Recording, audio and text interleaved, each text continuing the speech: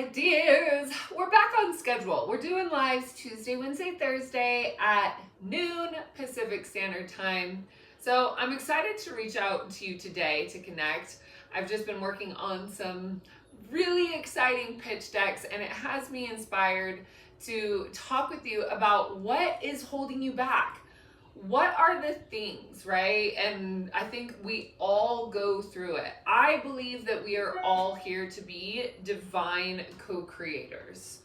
And what I mean by divine co-creators is that we all have within us a soul purpose, a reason for being, why we are here, why we are human, why we incarnated in this crazy world, and what do we do about it?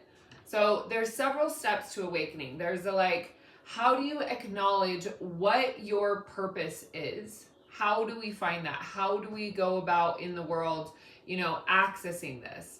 Well, I can tell you right now, and I'm not going to go too far down the rabbit hole, but what I can say is that I do believe that there are some powers that be that want to keep people numb, dumb, and stupid, and away from really connecting to the true value and true potential that is alive and well within their heart, within your heart.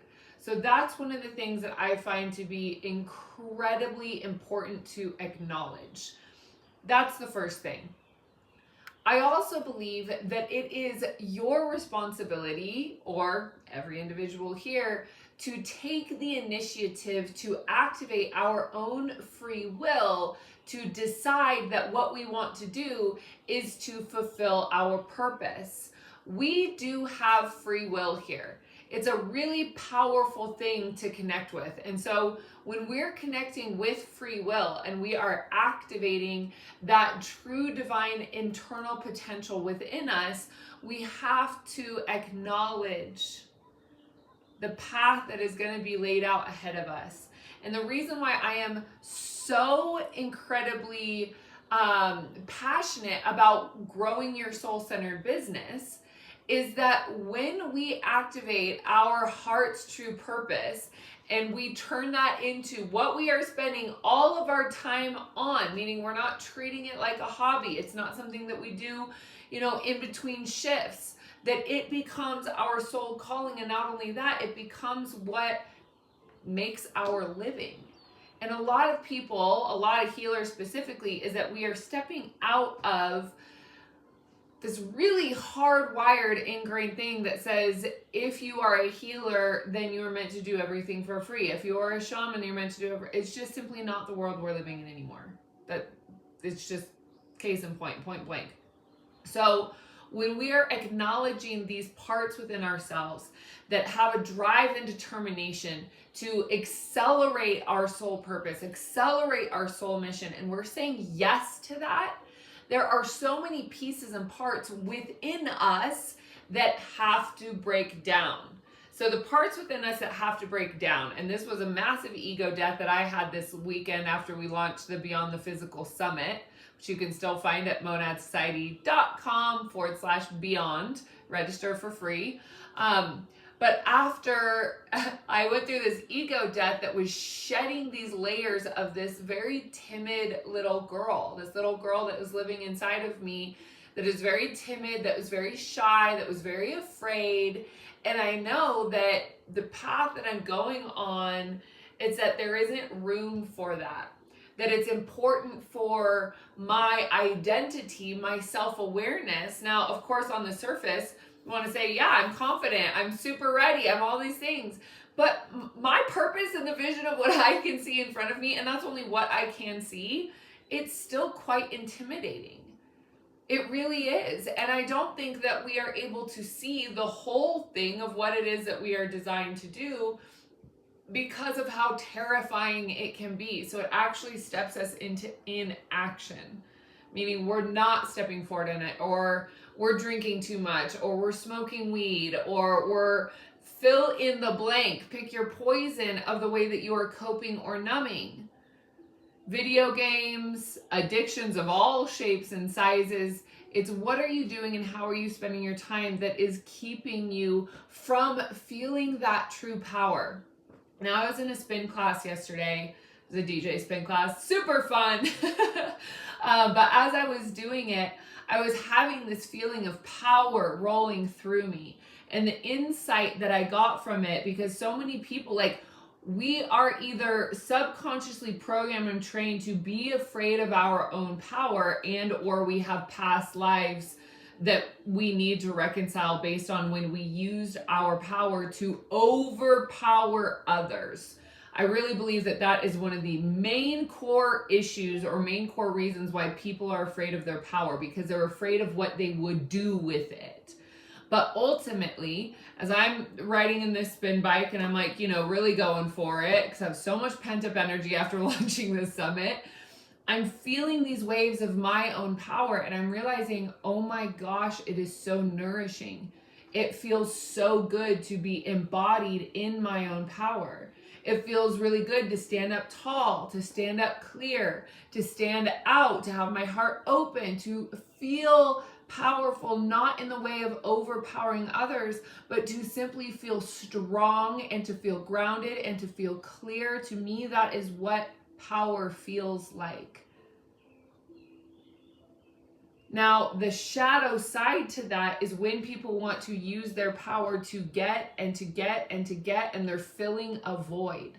Well, if you are full of your own power, if you are full of your own confidence, if you're full of your own unconditional love, then you don't have that void and you are not trying to overpower or overtake somebody or something else.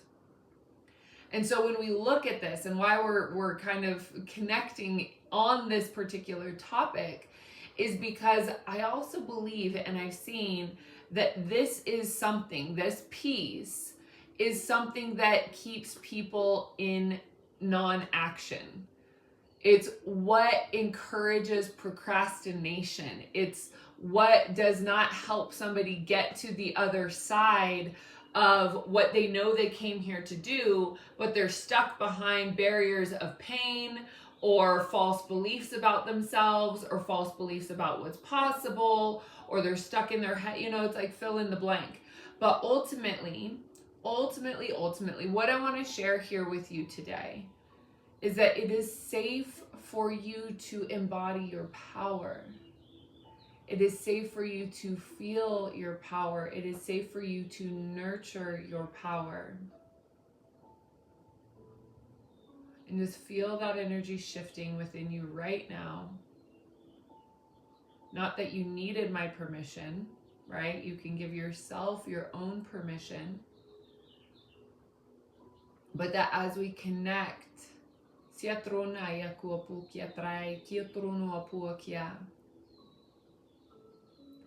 as we connect to that inner sense of our true nature and the inner sense of our true potential, our true desire of what we came here into this world to create,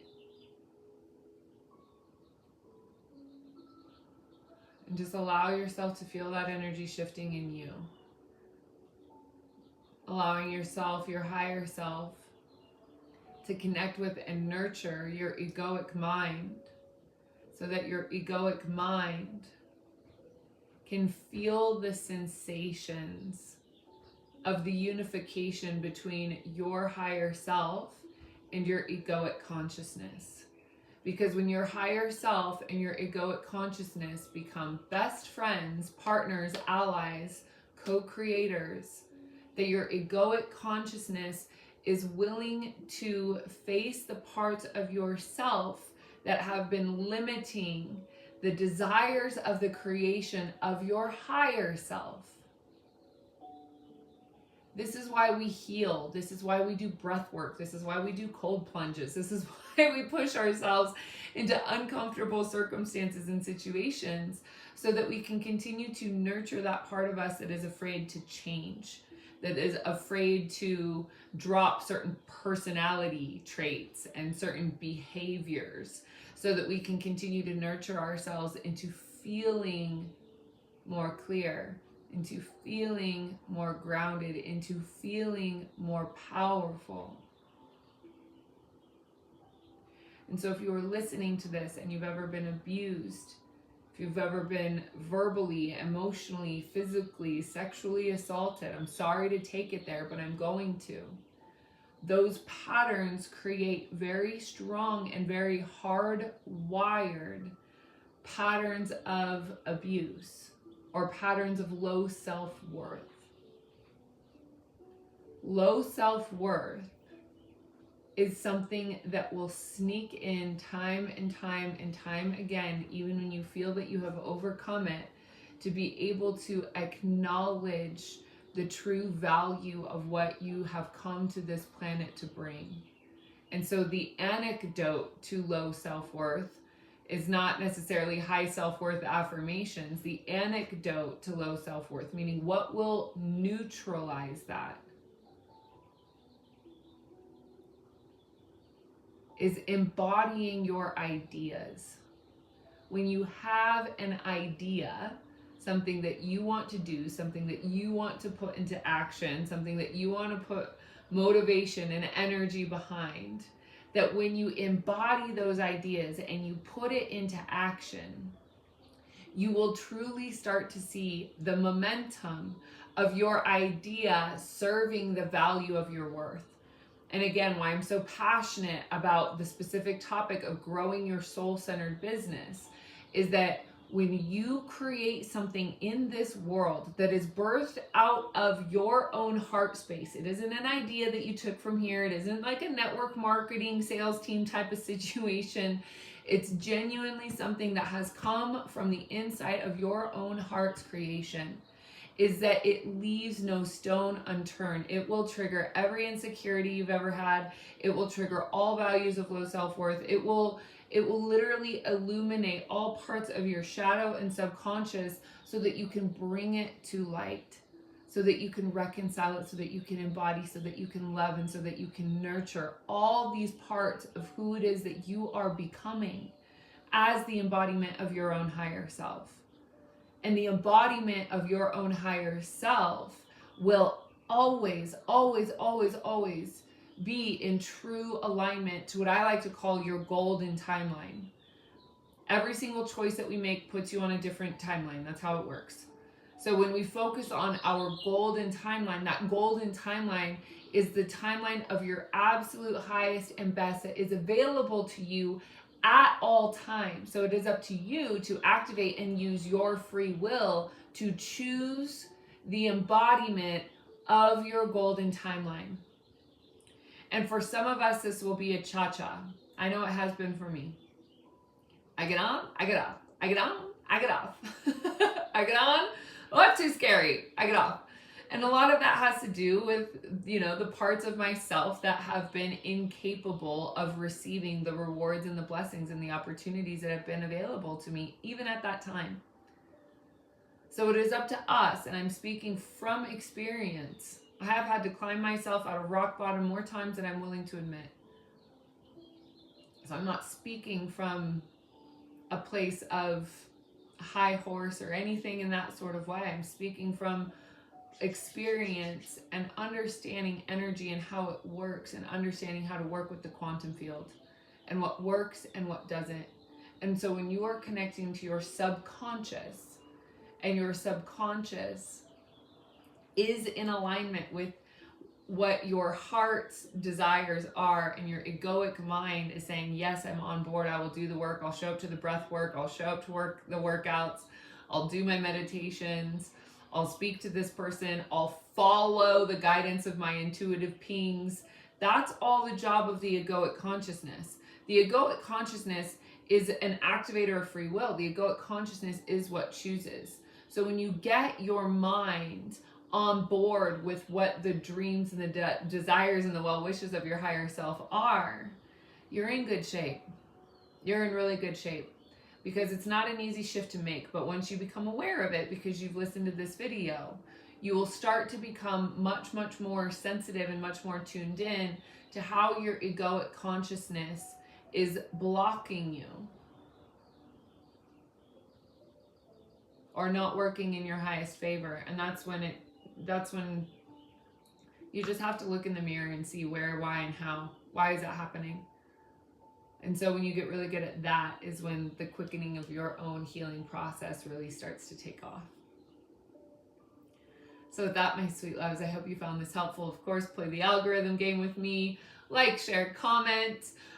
What I also would like to invite you to is going to monadsociety.com. That's monadsociety.com/beyond.